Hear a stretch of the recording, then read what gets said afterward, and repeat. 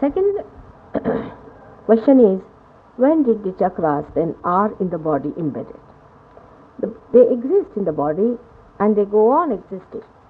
Of course, they get corrected every time the body takes birth and goes into a new seed. And the Kundalini also. Every birth you are born is watching as to what you are doing, how your chakras are developing, how it is working out, and through the method of balancing you or parasympathetic system, or you can call universal unconscious, the chakras are brought to its proper shape and to its proper condition by evolution. A man makes mistakes, he makes searches, he searches from one place to another. For example, he may start his search in money, then he starts his search in power, then he starts his search in love, the carnal love, or he may start his search in some emotional expressions, then in art and all those things. Ultimately, he finds that the search has not been all right because he has not been able to achieve any state of joyous existence. And with his search, these chakras go on evolving and understanding. Now we have to know that these chakras are absolutely living entities, because when a person is supposed to be dead, that time all the deities are not in the working state. But the living man has the chakras which has got the deities which work out the different functions of the chakras. It's a very, very subtle working, and these can be called as the reflecting mirrors at different levels of our awareness, where the deities which are placed in the primordial being, the Virata, are reflected. And they, once awakened, start working out the plans of the divine. In some of the human beings, when they are searching these chakras, find that the person or the subject is going to the extremes of things. And this comes because a human being has got freedom to choose. And in his freedom, he goes to the extremes. And by going to the extremes, the chakras get damaged. Going to the extremes is what we call is sin. To be in the center, to lead a moderate, simple, balanced life, and stick to the values of our sustenance is the best life. But if you start going to the extremes, then the sin starts. And the sin, in the Bible it is written that the wages of sin is death. So the death occurs. Now the death actually, doesn't take place, but what happens is that a part of the chakra gets damaged.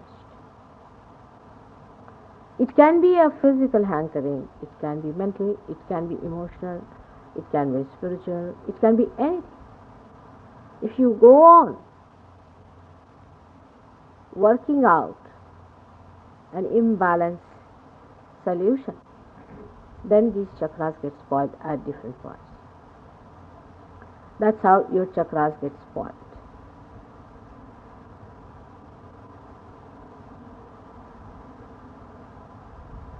The chakras are according to our awareness in different states.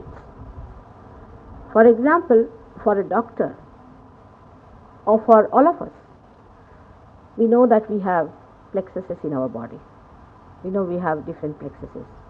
Like we can say pelvic plexus, we've got solar plexus, we've got aortic plexus, we have got cardiac plexus, we have got cervical plexus, we have got optic chiasma, we've got limbic area to act, or we can say pituitary and pineal body at optic chiasma, and then we have got limbic area where we have got certain points which are active. This every doctor knows because they have even tested the limbic area of some monkeys, and they found that if you excite the limbic area of the monkeys, they feel very joyous with electricity. So all these chakras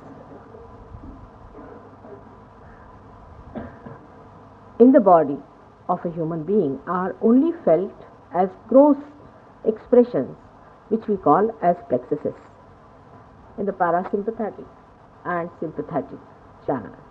They are all connected, as I have told you, that the sympathetic comes from both the sides and creates the central channel, and that is the parasympathetic. So it depends on the balance of both these sympathetic that the parasympathetic works outward. When the balance breaks up, any balance can upset both of them, and when it is completely broken, then they become on their own, and that is how it is the complete so-called liberation of man from God's grace. Once he is completely liberated from that grace, he starts falling into the state of, as we call them, Rakshasas. He goes to hell. He goes to the other kind of awareness where there is no feeling, no consciousness of conscience. He doesn't think twice. He can kill 100 people without even feeling bad about it. He loses all his emotional side, and also he loses all his wisdom. What remains in him is his own ambitions and his own desires or his depravity. And he goes on without feeling any compunction or any binding from the divine or his own dharma.